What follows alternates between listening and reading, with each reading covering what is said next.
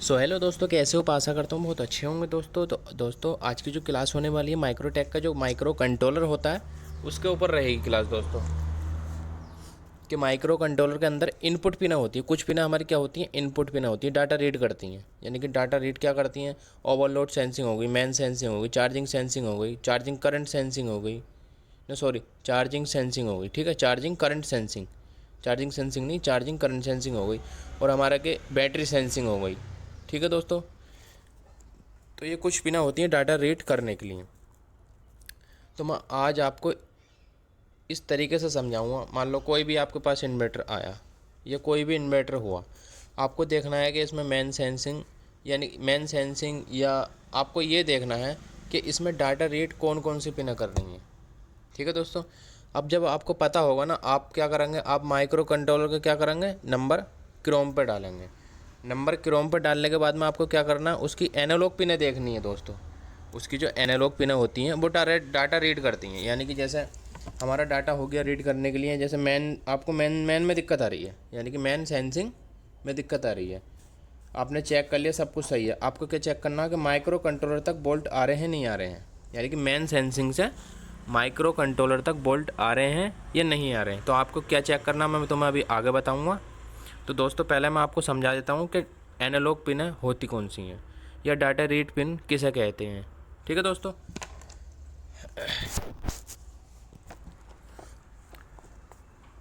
तो जैसे मैं आपको बता देता हूँ, यहाँ से लेके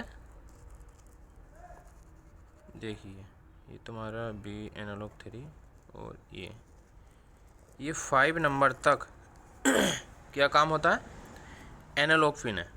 5 नंबर तक एनालॉग पिन है, यानी कि 2 3 4 5, ये 5 जहाँ तक का मैंने मार्क कर रखा है। जैसे N0 हो गया, ये एनालॉग पिन है, N0 हो गया, N1 हो गया, N2 हो गया, N3 हो गया, क्योंकि हमारा प्रोग्रामिंग में 0 से ही स्टार्ट होता है दोस्तों। ठीक है, और हमारी एक पिन और बाकी बच रही है एनालॉग, एक पिन ये हो गई। ठीक है दोस्तों, ये हमारी क्या है, एनालॉग 4 पिन है, यानी कि 7 नंबर पिन। ठीक है दोस्तों, तो मैं आपको बता देता हूँ ये पिनें कौन कौन सी होती हैं।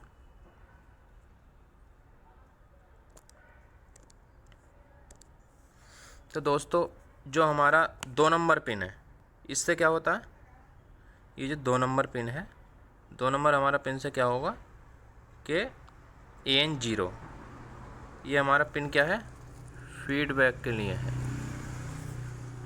यानी कि ये क्या काम करेगी, फीडबैक, जो ट्रांसफार्मर से फीडबैक आता है उसका काम करेगी। और AN1 यानी कि 3 नंबर पिन माइक्रो कंट्रोलर की क्या काम करेगी,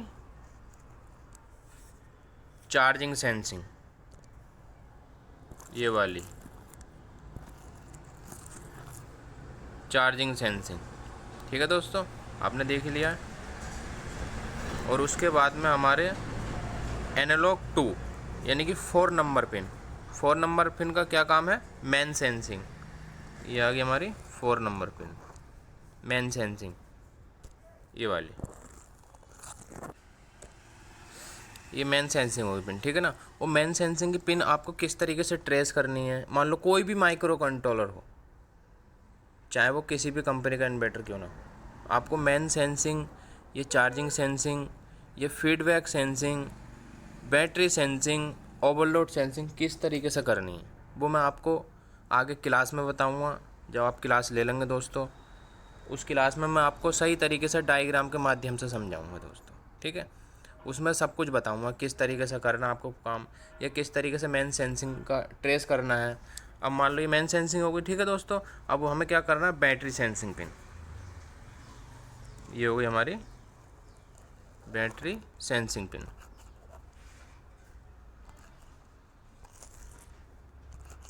ये होगी मेरी बैटरी सेंसिंग पिन। ठीक है दोस्तों, अब ये हो गई बैटरी सेंसिंग, ये वाली। अब इसके बाद में मुझे क्या करना है, ओवरलोड सेंसिंग। अब ओवरलोड पे कितना वोल्ट होना चाहिए, कितना नहीं होना चाहिए, ये आपको क्लास में पता चलेगा। ठीक है दोस्तों, बाकी जैसे मान लो आपका मॉसफेट डाल दिया आपने, ड्राइव आपका यानी कि मॉसफेट सेक्शन, ड्राइव सेक्शन आपका बिल्कुल ओके है, फिर भी सेट ओवरलोड में जा रहा है, तो उसमें कुछ कंपैरेटर आईसी भी होती है, रेजिस्टेंस लगा हुई होती हैं, उसका किस तरीके से टेस्ट करते हैं चार्जिंग, इस पर क्या बोलते हैं, पिन ओवरलोड 7 नंबर पिन पे कितना वोल्ट होना चाहिए, ये किस तरीके से सही करें वो आपको आगे क्लास में समझाया जाएगा।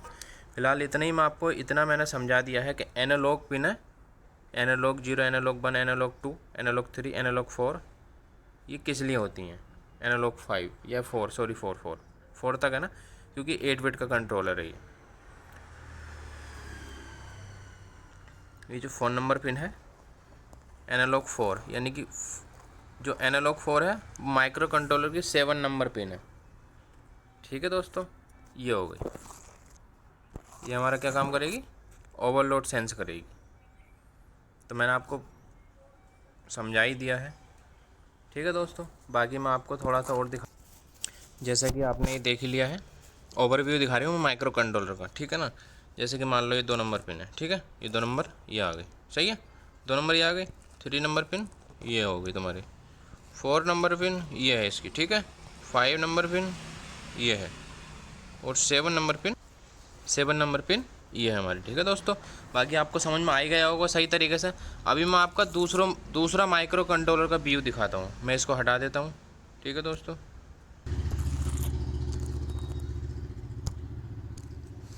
देखिए दोस्तों, इसमें क्या है, N01 आप देख रहे होंगे, N01 हो गया, देखो 1 नंबर पिन ये हो गया, N0 का 2 नंबर पिन, ठीक है, N01, ठीक है, 3 नंबर पिन, उसमें क्या है तुम्हारे N3, N2 ये हो गया, और उसके बाद में 3 ये हो गया, देख ही सकते हैं आप, और 4 हमारा ये हो गया, 4 नहीं आउटपुट है, एक पिन आउटपुट है इसमें, ये तुम्हारा N4 है। ठीक है ना, N3 के बाद में N4 हो गया, N5 हो गया, N6 हो गया, N7 हो गया, इसमें 7 पिन है।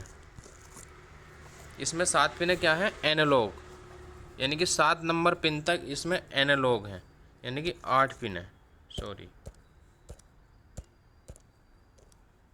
इसमें पिन क्या है, 8 पिन है, एनालॉग है, यानी कि एडीसी इनपुट पिन है, यानी कि जो कि डाटा रीड करती है। ये माइक्रो कंट्रोलर हमारा कौन सा हो गया,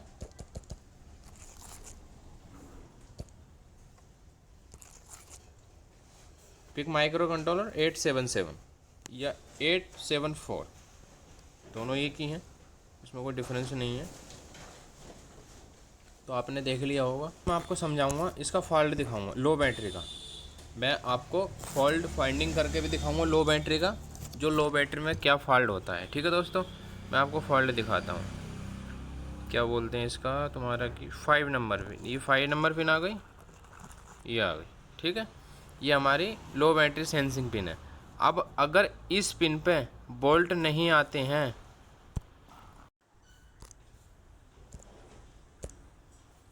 तो ये क्या दिखाएगा दोस्तों, लो बैटरी प्रोटेक्शन।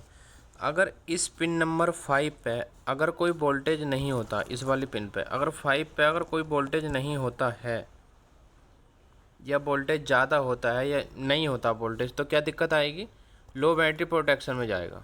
क्या में जाएगा, लो बैटरी प्रोटेक्शन। ठीक है, ये लो बैटरी प्रोटेक्शन में जाएगा। तो इसको किस तरीके से सही करेंगे, मैं आपको आगे वीडियो में देख लीजिए दोस्तों।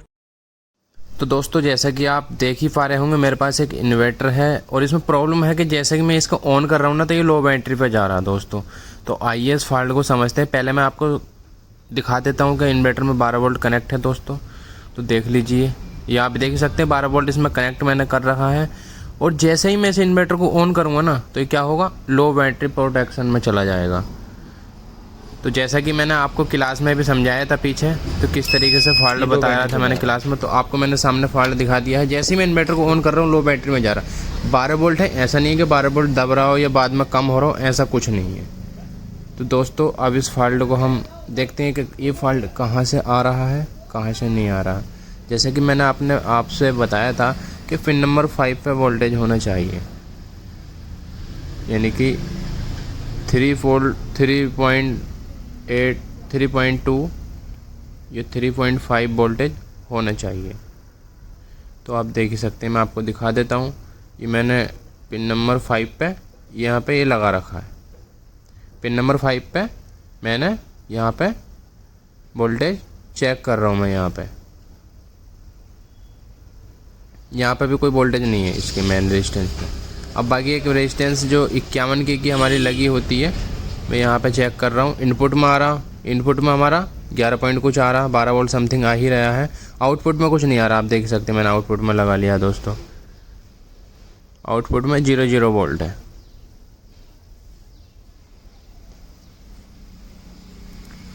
तो दोस्तों अब मैं इसका क्या करना है, अब मैं इसका रेजिस्टेंस ही चेंज करूँगा। देख लीजिए, मैं दोबारा आपको चेक करके दिखाता हूँ। कोई वोल्ट नहीं है, 0 है, यानी कोई वोल्ट आ ही नहीं रहा है पिन नंबर 5 पे। तो जाहिर सी बात है, अगर पिन नंबर 5 पे कोई वोल्ट नहीं होगा तो लो बैटरी प्रोटेक्शन में तो जाएगा ही, क्योंकि वो पिन उसकी लो बैटरी प्रोटेक्शन है। अब मैं इस रेजिस्टेंस को बाहर निकाल लेता हूँ, उसके बाद मैं दूसरे, तो मैं यहाँ पर रेजिस्टेंस मैंने ले लिया है। अब मैं इसको रेजिस्टेंस को लगा लेता हूँ दोस्तों। तो मैं सोल्डिंग कर लेता हूँ, दूसरी साइड से भी सोल्डिंग कर ही लेता हूँ लगभग। पहले एक साइड से, ये मैं दूसरी साइड से सोल्डिंग कर लेता हूँ दोस्तों। उसके बाद में चेक करके देखते हैं क्या जो प्रॉब्लम है कि सॉल्व होती है या प्रॉब्लम वही रहती है। ये मैंने कर लिया है। रेजिस्टेंस जो मेरा 51 का था वो मैंने इसको यहाँ पर लगा दिया है। और इसके बाद में मुझे क्या करना है, इन्वर्टर को करना है ऑन।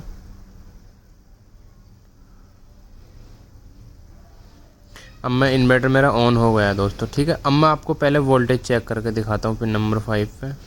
देखिए 3 वोल्ट आ रहा है, यानी कि 3.5 तक वोल्ट आता है। 3 वोल्ट आ रहा है दोस्तों, ठीक है। मैंने आपको चेक करा दिया है।